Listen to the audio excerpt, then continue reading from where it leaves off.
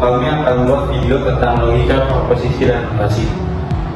Sebelum video dimulai, izinkan kami memperkenalkan diri. Perkenalkan, nama saya Ikram Maulana Adnan. Saya Taman Hitam Priyatama. Saya Mevia Najwa. Saya Maurice Pramadilan. Mari kita simak videonya.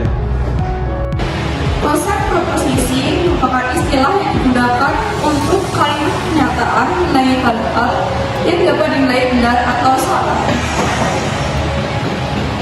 Selanjutnya, yakni jenis proposisi. Terdapat 4 jenis proposisi. Yang pertama, proposisi berdasarkan bentuknya terbagi menjadi 2, yakni proposisi tunggal dan proposisi majemuk. Yang kedua, proposisi berdasarkan sifatnya terbagi menjadi proposisi kategorial dan proposisi kondisional. Yang ketiga, ada proposisi berdasarkan kualitasnya terbagi menjadi proposisi positif atau afirmatif dan proposisi negatif.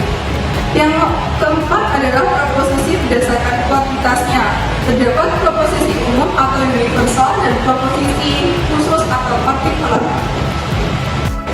Untuk jenis proposisi secara sederhana bisa dibedakan 4 macam jenis proposisi, yaitu universal afirmatif yang merupakan pernyataan yang memiliki sifat umum yang membenarkan adanya sebuah hubungan antara subjek dengan predikat yang biasanya dibentukkan atau dilambangkan dengan S dan P.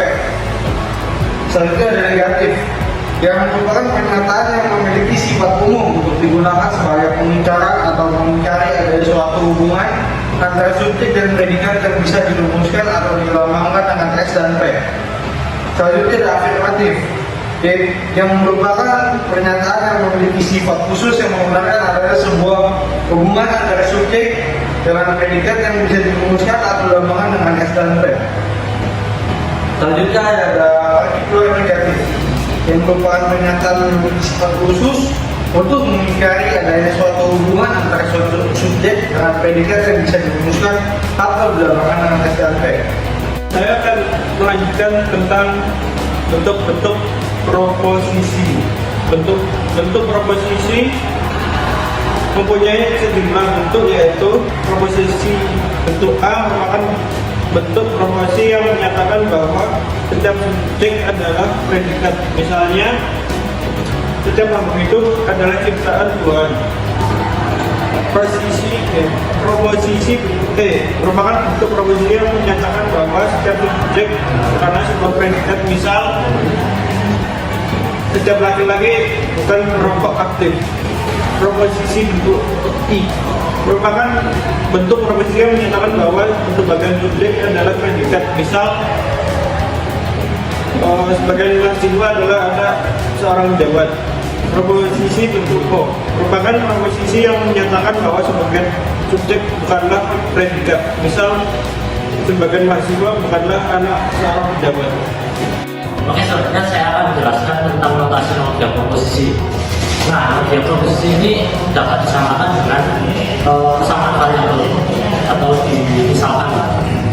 Soalnya nilai kebenaran ini terdapat di suatu proposisi dilambangkan dengan T atau true, maka nilainya itu benar. Soalnya ada F atau false, maka nilai benarnya itu salah. Misalnya ada operator logika. Operator logika ini seperti alat untuk membagikan dua variabel atau proposisi majemuk. Di sini saya akan jelaskan tabelnya. Di sini tabel operator logikanya. Oke, selanjutnya saya akan menjelaskan tabel operator. Tabel operator ini mengacu pada jumlah operan atau argumen yang dioperasikan oleh suatu operator matematika atau logika. Nah, operator ini memiliki 3 jenis arity. Ada unary, binary, n-ary. Nah, sebagai contoh operator penjumlahan. Nah, dalam operator penjumlahan dan pengurangan adalah biner karena membutuhkan 2 operan. Sedangkan operator negasi adalah uner karena hanya membutuhkan 1 operan. Dengan menggunakan tabel operator, arti dan simbol notasi, kita dapat mengorganisasi dan mengklasifikasikan operator berdasarkan jumlah operan dan simbol yang digunakan. Ini membantu dalam memahami struktur ekspresi, matematika, atau logika dan jelas. Nah, dapat dilihat dalam tabel tersebut seperti seperti kita nomor 1 negasi, operatornya negasi, maka istilahnya bisa diistilahkan not, artinya uner, simbolnya seperti ini. Lalu nomor 2 yaitu operator konjungsi, istilahnya itu n, artinya itu biner, simbolnya seperti V terbalik. Selanjutnya yang ketiga ada disjungsi, istilahnya itu or, artinya itu biner, simbolnya itu V, seperti V ya. Nah, selanjutnya yang keempat eksklusif or, istilahnya itu XOR, artinya biner, simbolnya itu seperti plus tapi ada bundernya di dalam plusnya. Selanjutnya yang kelima ada implikasi, istilahnya itu implies, bisa diartikan jika atau maka, artinya itu biner, simbolnya itu tanda panah ke kanan. Selanjutnya yang terakhir ada bimplikasi. Bimplikasi ini istilahnya itu IFF, jika dan hanya jika, artinya itu adalah biner, simbolnya ke kanan dan ke kiri, jadi tanda panah kanan dan kiri itu digabung. Saya akan menjelaskan tentang P. P hari ini adalah minggu. I dan R hari ini mana? Terjemahkan notasi simbol di bawah ini ke dalam kalimat proposisi. Jawab 1. P notasi I hari ini adalah minggu atau hujan turun. 2. P dalam kurung I notasi R untuk kurung hari ini bukan hari minggu dan hujan turun atau hari ini panas. 3. Dalam kurung I notasi R untuk kurung notasi B bisa benar bahwa hujan turun atau hari ini panas dan hari ini bukan hari Rabu. 4. I jika hujan tidak turun maka ini bukan hari Rabu. 5. Dalam kurung I notasi I untuk kurung buka F notasi I untuk kurung jika hujan turun maka ini hari Rabu, maka tidak benar bahwa hari ini panas atau hujan turun. Selanjutnya saya akan menjelaskan soal yang kedua. Soal yang kedua itu menjelaskan berikan konotasi logika dari pernyataan saya akan belajar matematika atau saya akan berlatih olahraga. Nah, di sini dijelaskan bahwa dari soal ini itu premisnya ada 2. Maka kita tulis di sini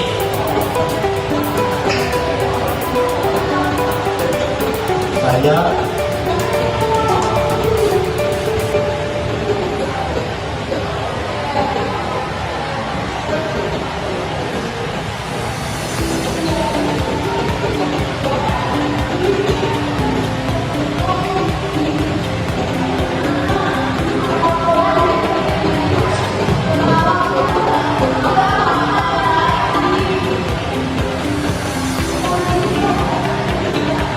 Nah, di sini dijelaskan premisnya itu ada 2.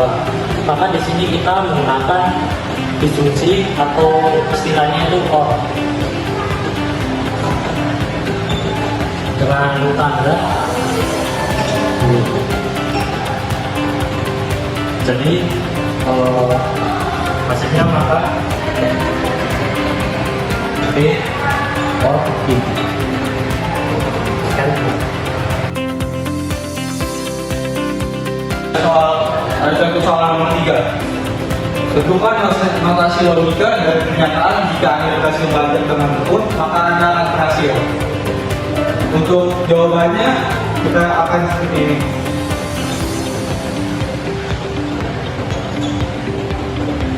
Kita Anda berhasil belajar dengan tekun maka Anda akan berhasil. Dan seperti ini. Oke.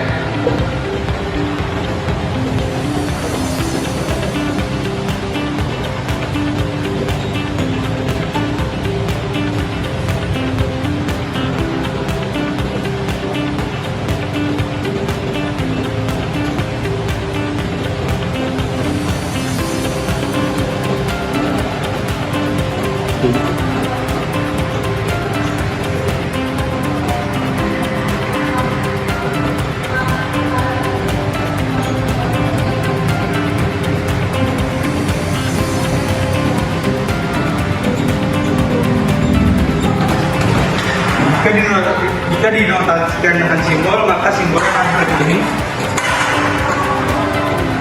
Atau yang disebut dengan implikasi.